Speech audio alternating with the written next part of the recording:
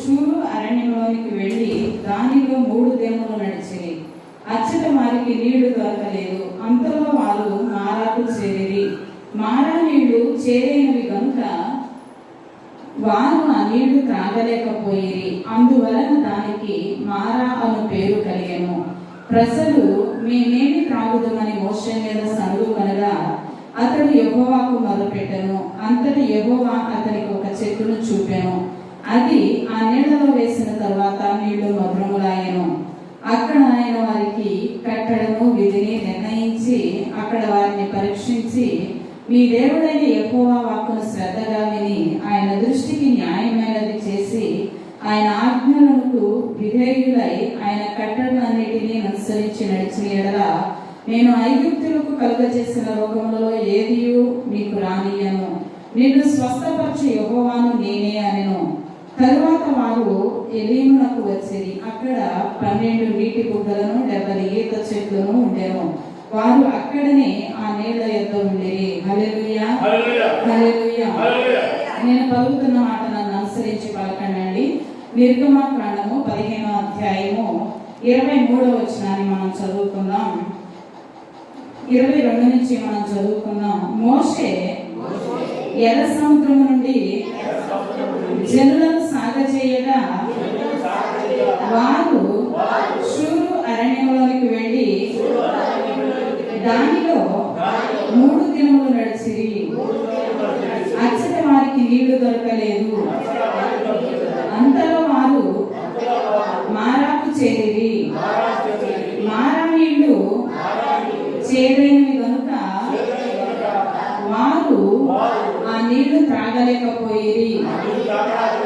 అందువలన దానికి మారా అను పేరు కలిగెను. హల్లెలూయా, హల్లెలూయా.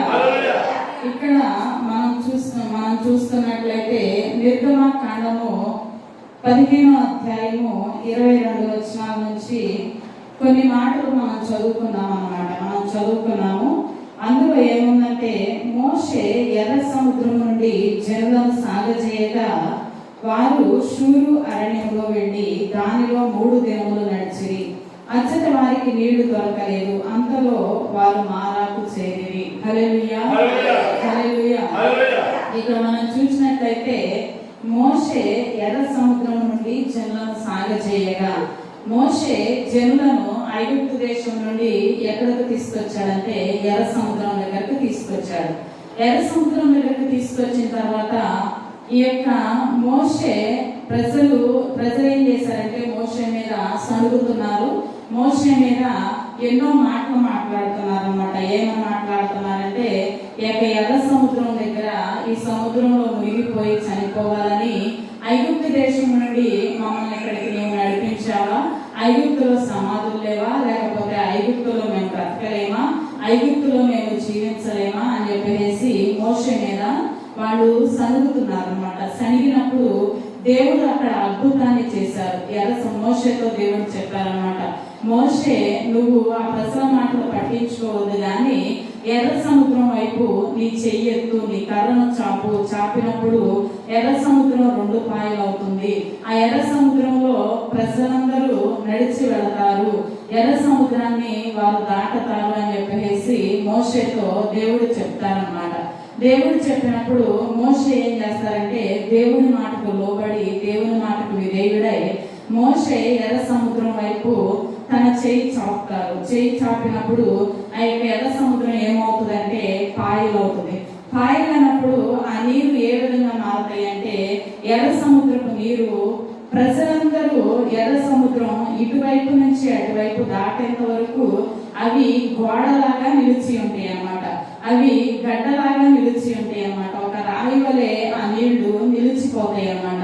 నిలిచిపోయినప్పుడు ఈ యొక్క అటుపక్క ఇటుపక్క గోడల వలె ఆ నీళ్లు నిలిచిపోయిన తర్వాత ఈ యొక్క ప్రజలందరూ ఆ యొక్క ఎర్ర సముద్రంలో ఆరిన నేల మీద నడిచి వెళతారు. ఆరిన నేల మీద నడిచి వెళ్ళేటప్పుడు వారికి కాలికి బురద అవ్వదు, లేకపోతే వారు ఆ నీళ్లలో పడి మునిగిపోరు అన్నమాట. ఎందుకంటే దేవుడు తన ఊపిరి ద్వారా ఆ నీళ్లను గోడగా మార్చారన్నమాట. అప్పుడు ఏమవుతుందంటే ఆ ప్రజలందరూ ఇశ్రాయేలు ప్రజలందరూ ఎర్ర సముద్రం నుంచి బయటకు వస్తారు. బయటకు వచ్చిన తర్వాత ఆ యొక్క మోషే ఏం చేస్తారంటే, వెనకాల శత్రువులు తరుగుతున్నారు కాబట్టి మోషే ఏం చేస్తారంటే, దేవుడు చెప్తారన్నమాట, మళ్ళా నీవు నీ చెయ్యి ఆ సముద్రం వైపు చాపినప్పుడు, మరలా మోషే చెయ్యి ఆ సముద్రం వైపు చాపినప్పుడు ఆ సముద్రం ఏమవుతుందంటే కలిసిపోతుంది. ఆ యొక్క శత్రువులందరూ ఎక్కడుంటారంటే ఎర్ర సముద్రం నడి మధ్యలో ఉంటారన్నమాట. నడి మధ్యలో ఉన్నప్పుడు ఆ శత్రువులందరూ ఏ విధంగా ఉంటారంటే సవాలుగా మారతారన్నమాట. కానీ ఆ యొక్క అద్భుతాన్ని ఇశ్రాయేలు ప్రజలందరూ చూశారు. దేవుడు ఏ విధంగా ఎర్ర సముద్రం నుంచి ప్రజలను బయటకు నడిపించారో, ఎర్ర సముద్రం దాటించారో, ఎర్ర సముద్రం దగ్గర ఎటువంటి అద్భుతం దేవుడు చేశారో ఆ అద్భుతాన్ని ఇశ్రాయేలు ప్రజలందరూ కళ్ళకు కట్టినట్లుగా చూశారన్నమాట. చూసిన తర్వాత వారు ఎర్ర సముద్రం నుండి కొంత దూరం సాగి వారు ఎక్కడికి వచ్చారంటే షూరు అనే అరణ్యంలోనికి వచ్చారన్నమాట. షూరు అనే అరణ్యంలోకి వచ్చినప్పుడు వారు 3 దినముల ప్రయాణము ఆ షూరు అరణ్యంలో నడిచారు, వెళ్ళారు. కానీ వారికి తాగడానికి నీరు దొరకలేదు. అదే విధంగా నడిచి వెళుతున్నప్పుడు అంతలో ఒక ఊరు అనేది వారికి కనిపించింది అన్నమాట. ఆ ఊరి పేరు ఏంటంటే మారా. ఆ ఊరి పేరు మారా. ఆ ఊరికి చేరారు వారు. చేరిన తర్వాత ఆ ఊరిలో నీళ్లు దొరికినాయి. వాళ్ళకి నీళ్లు త్రాగుదామని చూస్తే ఆ నీళ్లు ఏ విధంగా ఉన్నాయంటే చేదుగా ఉన్నాయన్నమాట. ఆ నీళ్లు త్రాగటానికి పనికి రాకుండా ఉన్నాయన్నమాట. వీళ్ళు 3 దినాలు నీళ్లు త్రాగలేదేమో, వారికి ఏ విధంగా ఉందంటే మంచి దాహంతో ఉన్నారన్నమాట. మంచి నీళ్లు ఎక్కడ దొరుకుతాయో, ఏ నీళ్ళైనా దొరికినా మేము దప్పిక తీర్చుకుంటామని చెప్పేసి ఇశ్రాయేలు ప్రజలు ఆశతో ఎదురు చూస్తున్నారు. కానీ అక్కడ నీళ్లు ఏ విధంగా ఉన్నాయి? చేదుగా ఉన్నాయి అన్నమాట. తాగటానికి వీలు లేనంత చేదుగా ఉన్నాయి అన్నమాట. అయితే అక్కడ మోషేతో ఈ ఇశ్రాయేలు ప్రజలందరూ అంటారన్నమాట. ఏమంటారంటే, మేము ఎంత దూరం ప్రయాసపడి నడిచి వచ్చాము, ఎంత దూరం వచ్చాము, ఆ అరణ్యంలో మా కాళ్ళు పోయి నడవలేక, కానీ మేము నీళ్లు తాగడానికి మాకు ఊరు కనిపించింది. ఆ ఊరిలో నీళ్లు కనిపించినాయి. ఆ నీళ్లు తాగడానికి వీలు లేకుండా ఉన్నాయి. మేమేం చేయాలి ఇప్పుడు అని చెప్పేసి, మేము చావాలా బ్రతకాలా నీళ్లు లేక అని చెప్పేసి మోషే దగ్గర సణుగుతున్నారన్నమాట. ఇశ్రాయేలు ప్రజలందరూ సణుగుతున్నప్పుడు మోషే ఏం చేస్తాడంటే, ఇశ్రాయేలు ప్రజలతో వాదించలేదు, కానీ మోషే ఏం చేస్తాడంటే దేవునికి మొరపెడతాడు. హల్లెలూయా, హల్లెలూయా. మోషే దేవునికి మొరపెట్టినప్పుడు ఆ యొక్క మోషే దేవుడు మొరపెట్టే విధానం దేవుడు చూస్తున్నాడు. కాబట్టి మోషేతో దేవుడు చెప్తాడు, నీవు పలానా చోటకెళ్ళి ఒక చెట్టు ఉంటది, ఆ చెట్టును నువ్వు తీసుకొచ్చి ఆ నీళ్ళలో వెయ్యి, అద్భుతం జరుగుతుంది అని చెప్పేసి దేవుడు చెప్తారనమాట. చెప్పినప్పుడు నిజంగా అదే విధంగా మోషే ఆ చెట్టును తీసుకొచ్చి ఆ చేదైన నీటిలో వేస్తారు. వేసినప్పుడు ఆ నీళ్ళు ఏ విధంగా మారుతాయి అంటే మధురంగా మారుతాయి. ఆమె హల్లెలూయా, హల్లెలూయా. మధురంగా మారినప్పుడు వారు ఏమనుకుంటారంటే, నిజంగా ఈ నీళ్లు చెట్టేసినంత మాత్రం మధురంగా మారిపోతాయా? ఈ నీళ్లు ఏదన్నా మాత్రమా లేకపోతే ఏంటి? దేవుడు చేసిన అద్భుతాలన్నీ చూస్తున్నారు, కానీ నమ్మకం ఉంచడానికి వాళ్ళకి మనసు లేకపోతుంది అన్నమాట. కానీ సణుగుతా ఉన్నారు. ఎన్ని అద్భుతాలు చేసినా కానీ అద్భుతం ఏమంటే వారికి ఏముంటుందంటే సణుగుడు అనేది ఉంటుందన్నమాట. అయితే మోషే ఏం చేశారంటే, ఆ చెట్టును తీసుకొచ్చి నీళ్ళలో వేసినప్పుడు నీళ్లు మధురంగా ఉన్నాయి అన్నమాట. మధురంగా ఉన్నప్పుడు వాళ్ళు త్రాగి దాహం తీర్చుకున్నారు. ఆ నీళ్లు చేదైన నీరు. ఆ ఊరు ఏ విధంగా ఉంది? ఆ ఊరి పేరేంటి? మారా. ఆ ఊరిలో ఉన్న నీళ్లు కూడా ఏంటి? మారాగా ఉన్నాయి, అంటే చేదుగా ఉన్నాయి అన్నమాట.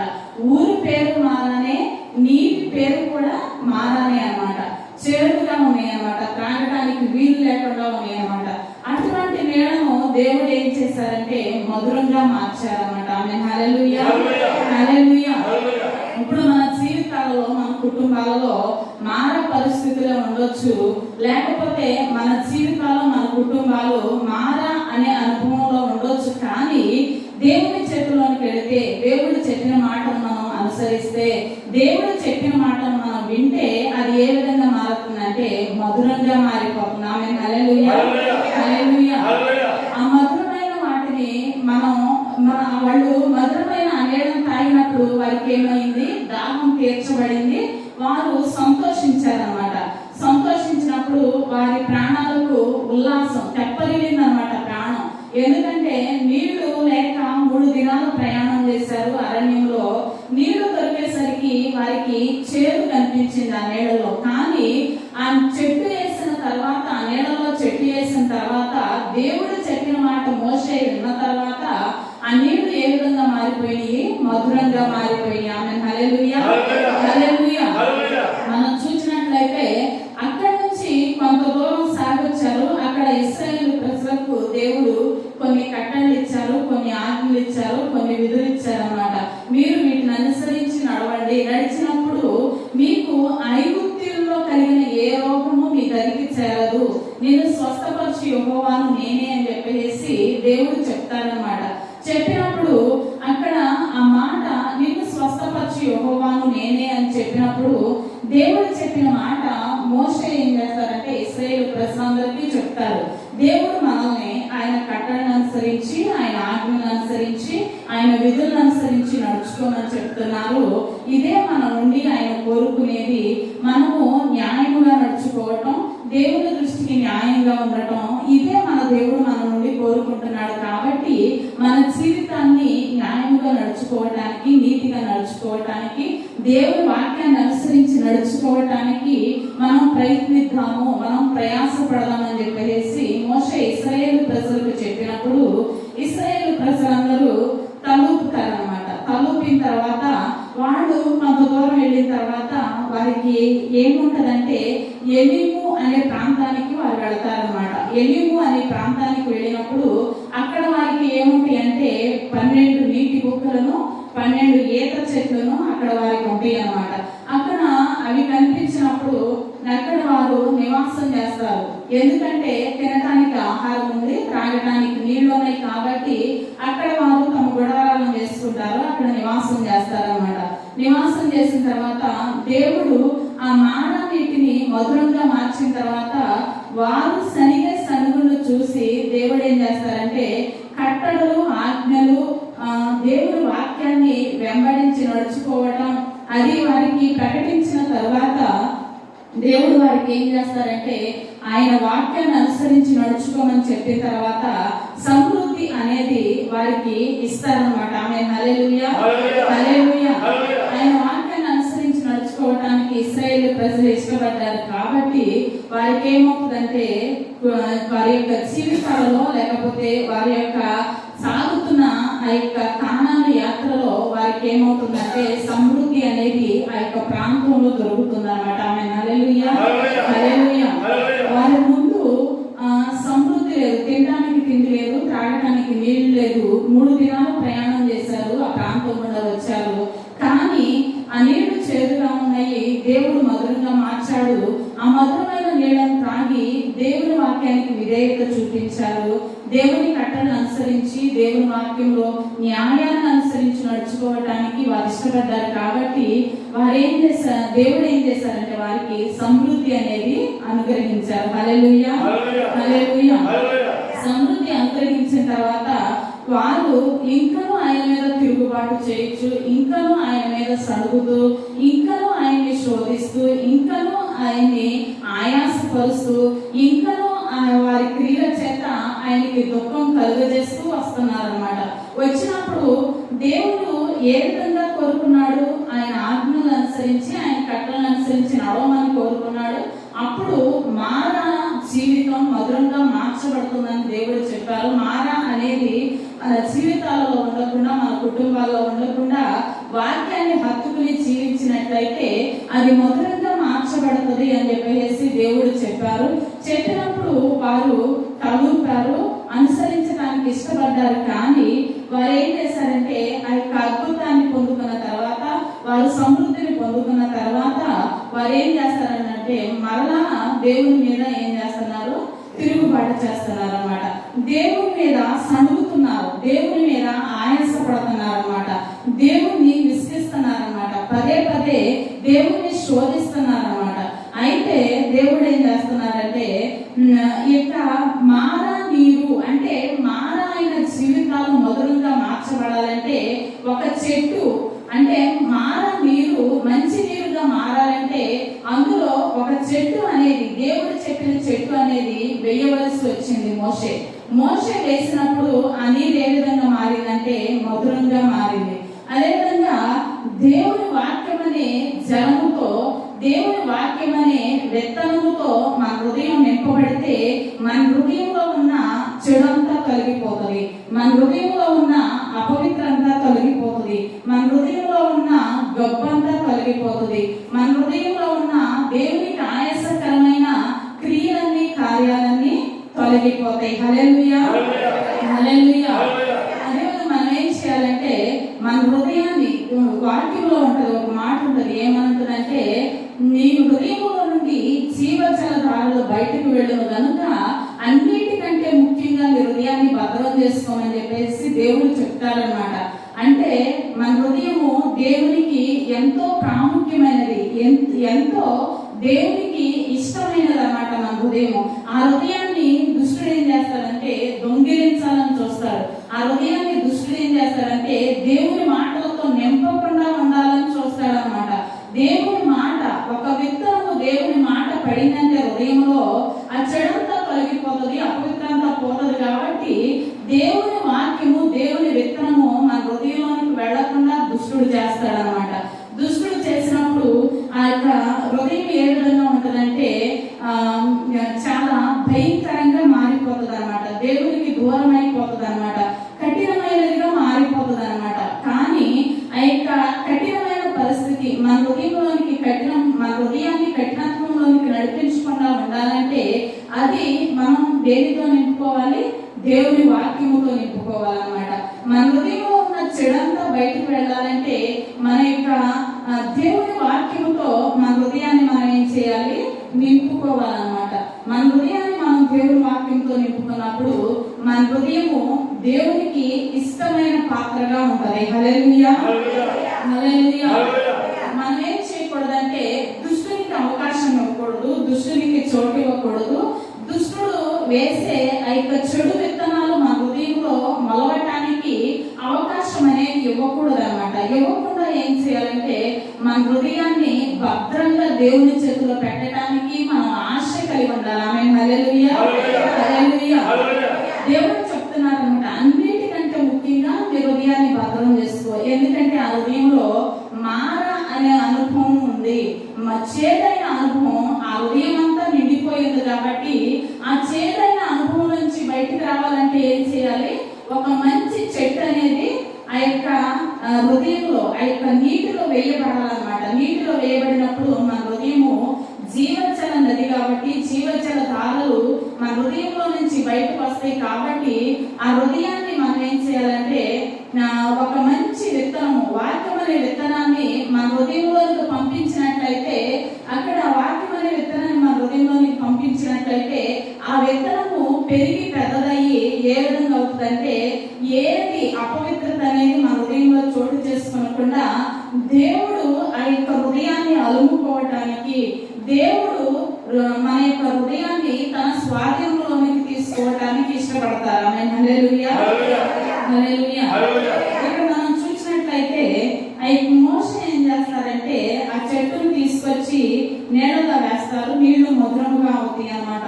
నీళ్లు మధురంగా అయినప్పుడు ఆ మధురమైన నీళ్లను ఇశ్రాయేలు ప్రజలందరూ త్రాగుతారు. త్రాగిన తర్వాత వాళ్ళు మరలా కొంత దూరం వెళ్ళి ఎలీహు అనే ప్రాంతానికి వెళ్ళి సమృద్ధి అనేది వారు పొందుకుంటారన్నమాట. ఎందుకంటే వాళ్ళు ఏం చేశారు? వారి హృదయంలో నుంచి, వారి యొక్క జీవితాల్లో నుంచి చెడు అనేది బయటకు పంపించడానికి ఇష్టపడ్డారు. కాబట్టి అక్కడ అద్భుతాన్ని చూశారన్నమాట. దేవుడు కట్టడలు, దేవుడు నిర్ణయించిన న్యాయ విధులు, దేవుని వాక్యాన్ని అనుసరించి నడుచుకోవటం వారికి ఇష్టమైంది కనుక దేవుడు ఏం చేశారంటే వారి హృదయంలో ఉన్న ఆ యొక్క చేదంతటిని బయటకు పంపించేశారు. ఆమేన్, హల్లెలూయా, హల్లెలూయా. ఇంకొక మాట మనం చూసినట్లయితే యెహెజ్కేలు గ్రంథము 47వ అధ్యాయము, యెహెజ్కేలు గ్రంథము 47వ అధ్యాయము 11వ వచనాన్ని మనం చదువుకుందాము. యెహెజ్కేలు గ్రంథము 47వ అధ్యాయము 11వ వచనాన్ని మనం పేజ్ నెంబర్ 729. పేజ్ నెంబర్ 729 అండి. ఎహెజ్కేలు గ్రంథము 47వ అధ్యాయము 11వ వచనాన్ని మనం చదువుకున్నాం.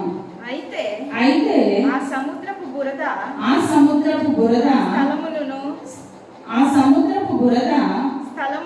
స్థలములను ఊబి స్థలములను ఉప్పి గలవై ఉండి బాగు కాకయుండును. హల్లెలూయా. ఇక్కడ ఏ విధంగా ఉందంటే, అయితే ఆ సముద్రపు బురద స్థలములను ఉప్పు స్థలములను ఊబి స్థలములను ఉప్పు గలవై బాగుగాక ఉన్నాయి అని చెప్పేసి ఇక్కడ వాక్యంలో మనం చూస్తున్నాం అన్నమాట. సముద్రపు బురద ఏ విధంగా ఉందంటే ఆ యొక్క బాగు చేయడానికి వీలు లేకుండా ఉందన్నమాట. ఎందుకంటే ఆ సముద్రపు నీరు ఏ విధంగా ఉంది, ఉప్పు స్థలములుగా ఉంది, ఊబి స్థలములుగా ఉందన్నమాట. అయితే ఆ ఊబి స్థలము అంటే ఏంటంటే ఆ యొక్క సముద్రం అనేది మన హృదయానికి సాదృశ్యంగా తీసుకోవచ్చు అన్నమాట. ఆ యొక్క సముద్రం అనేది మన యొక్క జీవితానికి సాదృశ్యంగా తీసుకోవచ్చు. ఆ యొక్క సముద్రము మన హృదయం ఏ విధంగా ఉందంటే ఊబిగా ఉందన్నమాట, ఉప్పు స్థలముగా ఉందన్నమాట. ఉప్పు స్థలముగా ఊబిగా ఉన్నప్పుడు అది బాగు చేయడానికి వీలు లేకుండా ఉంది. అక్కడ మారా నీటిని మోషే ఏ విధంగా చేశాడు, చెట్టు వేసి మధురంగా చేశాడు అన్నమాట. ఇక్కడ మనం చూసినట్లయితే సముద్రపు నీరు బురదగా ఉండి ఆ స్థలమంతా బురదతో నిండిపోయి ఊబిగా ఉంది, ఉప్పుగా ఉందన్నమాట. అది బాగు చేయడానికి వీలు లేని పరిస్థితిగా ఉందన్నమాట. ఎందుకు ఈ మాట పలుకుతున్నాడంటే ఆ సముద్రపు నీరు ఎక్కడన్నా మంచి నీరుగా ఉండటం మనం చూడగలుగుతామా? చూడలేము. ఆ నీరంతా ఎటు వెళ్ళి చూసినా గానీ, ఎన్ని మూలలు తిరిగి చూసినా గానీ, ఏ ప్రాంతానికి వెళ్ళి సంచరించి మనం చూసినా గానీ సముద్రపు నీరు ఏ విధంగా ఉంటదంటే ఉప్పుగా ఉంటది అన్నమాట. ఆ ఉప్పుగా ఉన్న నీరు తాగడానికి వీలు పడదు, మనము దేనికన్నా వాడుకోవడానికి కూడా ఆ యొక్క సముద్రపు నీరు ఉపయోగపడదన్నమాట. అయితే ఆ స్థలము ఆ బురదతో నిండిపోయినది. ఆ బురదతో నిండిపోయింది. అది ఏ విధంగా ఉందంటే ఊబి స్థలముగా ఉందన్నమాట. ఆ ఊబి ఏ విధంగా ఉందంటే, ఊబి అంటే ఏంటో అందరికీ తెలుసు కదా. ఊబి అంటే మనిషి ఆ యొక్క ఊబిలోనికి దిగాడు అనుకోండి, లేకపోతే ఏదైనా వస్తువు ఆ ఊబిలో పడింది అనుకోండి, ఎంతకంతకి బయటికి లోపలికి వెళ్ళిపోతుంది, కానీ బయటికి రావడానికి మాత్రం దానికి వీలు ఉండదు అనమాట. ఎందుకంటే మనము బయటికి దాన్ని తీసుకురావాలని ప్రయత్నం చేసినా కానీ ఆ యొక్క ఊబి ఏం చేస్తుంది, లాగేస్తా ఉంటది అనమాట, లోపలికి లాక్కుంటా ఉంటది అనమాట. అందుకనే ఇక్కడ దేవుడు చక్కటి మాట చెప్తున్నారన్నమాట. ఆ సముద్రపు బురద స్థలము ఏ విధంగా ఉందంటే ఊబి స్థలముగా ఉంది, ఉప్పు స్థలముగా ఉంది, బాగు చేయడానికి వీలు లేకుండా ఉందన్నమాట. కానీ ఇక్కడ మనం చూసుకున్నట్లయితే ఆ యొక్క ఊబి, ఆ యొక్క హృదయం అనే ఊబిలో ఎంత ఇక చెడు అనేది చోటు చేసుకున్నా కానీ ఆ యొక్క ఊబి అంతటిని, ఆ యొక్క హృదయాన్ని దుష్టుడు ఎంత ఊబిలోనికి నడిపిస్తున్నా కానీ ఆ యొక్క లేకపోతే ఉప్పు అనేదిగా మార్చబడినప్పటికీ, ఉప్పు అంటే మనము ఉప్పు ఎక్కువైతే దేనిలోనైనా తినగలుగుతామండి, తినలేము కాదా. అదేవిధంగా ఆ యొక్క ఉప్పు అనేది కొన్ని విషయాల్లో చూసుకుంటే పనికి వచ్చేదిగా ఉంటుంది, కొన్ని విషయాల్లో చూసుకుంటే పనికి రానిదిగా ఉంటది అన్నమాట. అది బయట పారవేయబడి మనుషుల చేత త్రొక్కబడటానికి గాని మరి దేనికి పనికిరాదని చెప్పేసి వాక్యంలో మనం చూసుకుంటాం అన్నమాట.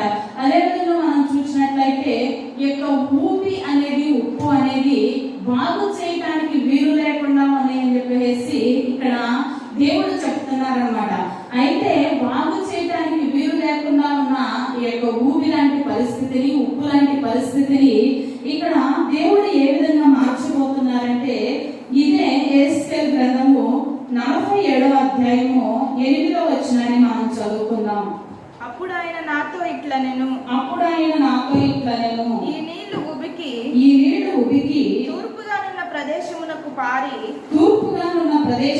పారి అరాబాలోనికి దిగి సముద్రములో పడును. అప్పుడు సముద్రపు నీళ్లు నీళ్లు మంచి నీళ్లు అగును.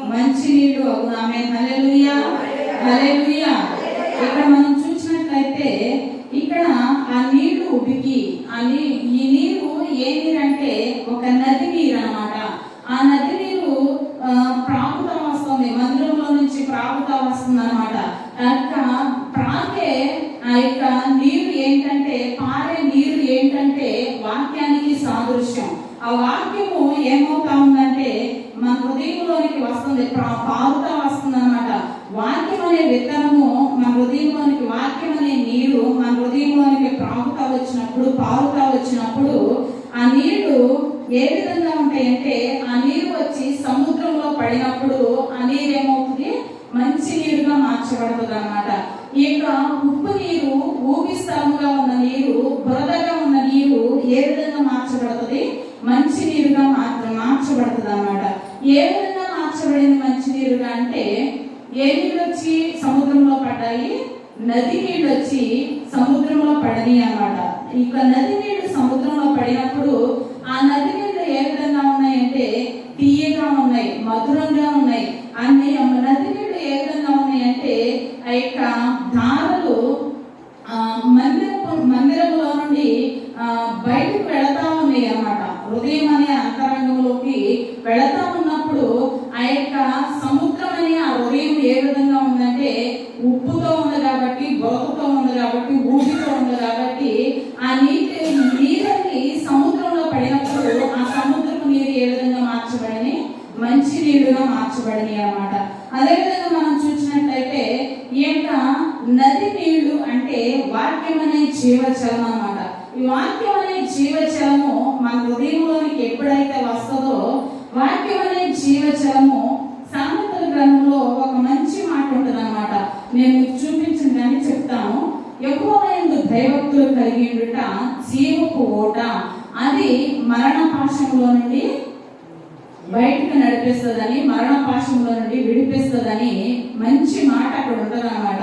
అయితే మనం చూసినట్లయితే యెహోవా యందు భయభక్తులు కలిగి ఉండుట ఏంటి, జీవపు ఓట అన్నమాట. ఆ యొక్క భయభక్తులు కలిగి ఉండటం అనేది ఏ విధంగా వస్తుందంటే, ఈ యొక్క మంచి నీరు కలిగిన నది అంటే వాక్యం అనే నది, వాక్యం అనే నీరు. ఆ నీరు ఎప్పుడైతే మన హృదయంలోకి వెళుతుందో అప్పుడు దేవుని యొక్క భయభక్తులు అంటే ఏంటో మనకు తెలుస్తుంది, దేవునిలో జీవించడం అంటే ఏంటో మనకు తెలుస్తుంది, దేవునిలో ఎలా దేవునికి లోబడి జీవించాలో మనకు నేర్పిస్తుంది అన్నమాట. ఈ వాక్యం నేర్పించినప్పుడు మనం ఏ విధంగా మారుతామంటే, ఆ ఉప్పు నీరు అనేది, ఊపి స్థలం అనేది, బురద నీరు అనేది, ఆ యొక్క బురద అనేది మన జీవితంలో, మన హృదయంలో లేకుండా ఏమవుతుంది, బయటికి వెళ్ళిపోతుంది అన్నమాట. బయటికి వెళ్ళినప్పుడు మన యొక్క హృదయము ఏ విధంగా ఉంటుందంటే, దేవుడి వాక్యము నివసించడానికి మన హృదయము ఏ విధంగా ఉంటుంది, దేవుని యొక్క వాక్యం నివసించడానికి ఏ విధంగా ఉంటుంది, మన హృదయము తెరవబడిన హృదయముగా ఉంటుంది అన్నమాట. ఆమేన్. హల్లెలూయా, హల్లెలూయా. దేవుని వాక్యం మన హృదయంలో ఉండాలంటే దేవుని వాక్యానికి మనం విలువ ఇవ్వాలి, దేవుని వాక్యానికి మనం లోబడాలి, దేవునికి మనం లోబడాలి. లోబడినప్పుడు ఆ యొక్క నది నీరు, జీవజలం అనేది వచ్చి మన హృదయంలో ఉన్న ఆ సముద్రంలో నీటితో కలిసినప్పుడు ఆ యొక్క సముద్రం అంతా, నీరంతా ఏ విధంగా మార్చబడుతుంది, మంచి నీరుగా మార్చబడుతుంది అన్నమాట. ఆమేన్. హల్లెలూయా, హల్లెలూయా. ఇదే మనము 47 యేసయ్య గ్రంథము 47వ అధ్యాయము 12వ వచనాన్ని మనం చదువుదామండి. ఆ యొక్క మంచి నీరుగా మార్చబడిన తర్వాత అక్కడ ఏమి ఉంటది, ఏ విధంగా ఆ స్థలము మారుతుంది అని చెప్పేసి మనం చూసినట్లయితే, ఇదే యేసయ్య గ్రంథము 47వ అధ్యాయము 12వ వచనాన్ని మనం చదువుదాం. నదీ తీరమున ఇరుప్రక్కల ఆహారమిచ్చు సకల జాతి వృక్షములు పెరుగును, వాటి ఆకులు వాడిపోవు, వాటి కాయలు ఎప్పటికీ రాలవు.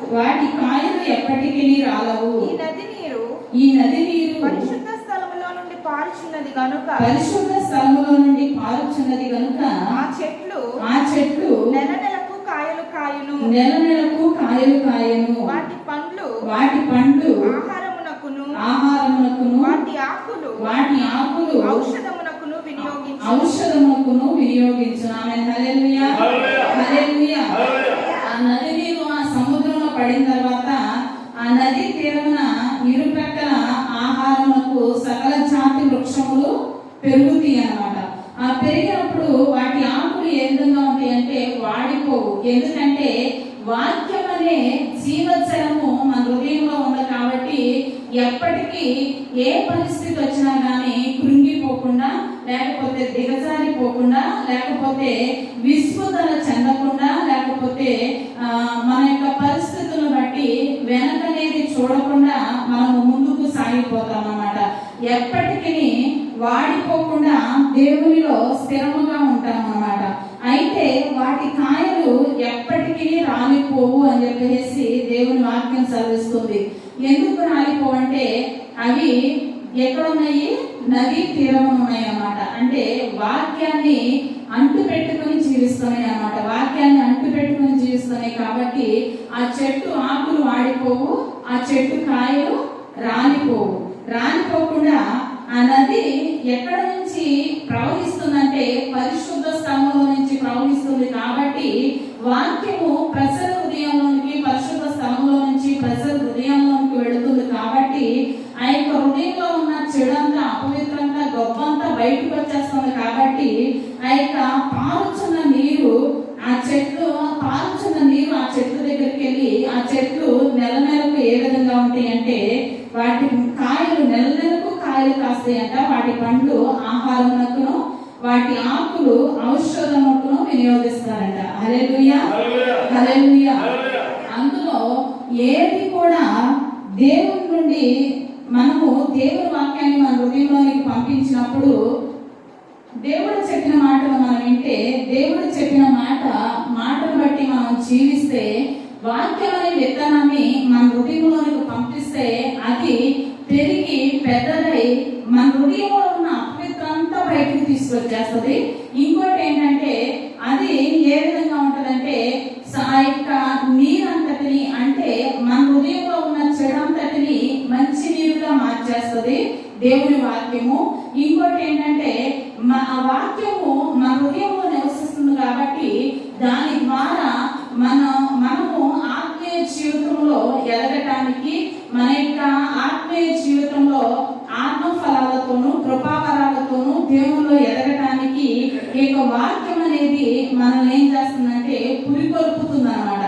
అయితే ఆ యొక్క వాక్యము పురికొల్పినప్పుడు అది పరిశుద్ధ స్థలంలో నుంచి ప్రజల హృదయానికి వెళ్ళినప్పుడు నెల నెలకు కాయలు కాస్తాయంట. అవి ఆ కాయలు రాలిపోవు. ఆ కాయలు ఉపయోగపడతాయి. వాటి ఆకులు కూడా ఉపయోగపడతాయి అన్నమాట. ఎందుకు ఉపయోగపడతాయి అంటే మంచి ఔషధంగా వాటి ఆకులు మారతాయి అన్నమాట. అదేవిధంగా మన జీవితంలో చూసుకున్నట్లయితే దేవునికి మనం హృదయాన్ని అప్పగించినట్లయితే అక్కడ మోషే ఏ విధంగా మారానికి మధురంగా చేశాడో వాక్యం అనే విత్తనం వేసి ఒక చెట్టును వేసి ఏ విధంగా మోషే నీటిని మధురంగా చేశారో, చేదైన నీటిని మధురంగా చేశారో, ఇక్కడ సముద్రపు నీరు నది నీరు ద్వారా ఏ విధంగా మంచి నీరుగా మార్చబడిందో అదే విధంగా వాక్యం అనే విత్తనము, వాక్యం అనే నీరు మన హృదయంలోకి వెళితే మన హృదయంలో ఉన్న చెడంతా బయటకు వచ్చేసి దేవునికి ఉపయోగపడే ఔషధంగా మారిపోతుంది అన్నమాట. ఆమేన్. హల్లెలూయా. హల్లెలూయా. మన జీవితాలు కూడా ఏ విధంగా ఉంటాయి, మన కుటుంబాలు కూడా ఏ విధంగా ఉంటాయి అంటే దేవునికి ఉపయోగపడే ఔషధాలుగా మారిపోతాయి అన్నమాట. అలా మారినప్పుడు మన దగ్గర మనము అనేక మందికి ఆశీర్వాదకరంగా ఉంటాము. అనేక మంది మన యొక్క జీవితాన్ని చూసి, మన కుటుంబాన్ని చూసి ఏ విధంగా ఉంటారు? ఆశీర్వదింపబడతారు. ఎందుకంటే మన సాక్ష్యాన్ని విన్న ప్రతి వాళ్ళు కూడా ఏ విధంగా మారుతారంటే నిజంగా ఈమె జీవితం ఏ విధంగా ఉండేది, ఏ విధంగా మారిపోయింది, లేకపోతే ఈమె కుటుంబం ఏ విధంగా ఉండేది, ఏ విధంగా మారిపోయింది అని చెప్పేసి దేవుని కొనియాడతారనమాట, దేవుని స్తుతిస్తారనమాట. అదేవిధంగా మనం చూసినట్లయితే దేవుని సన్నిధిలో మనం మన హృదయాన్ని దేనితో నింపుకోవాలి? వాక్యముతో నింపుకోవాలన్నమాట. పరిశుద్ధ స్థలంలో నుంచి పారే నది ఏంటి? వాక్యము. ఆ వాక్యముతో మన హృదయాన్ని నింపుకున్నట్లయితే అనేకులకు ఆశీర్వాదకరంగా మన హృదయాలు, మన కుటుంబాలు, మన జీవితాలు మార్చబడతాయి. ఇచ్చిన వాక్యం దేవుడు దీవించును గాక.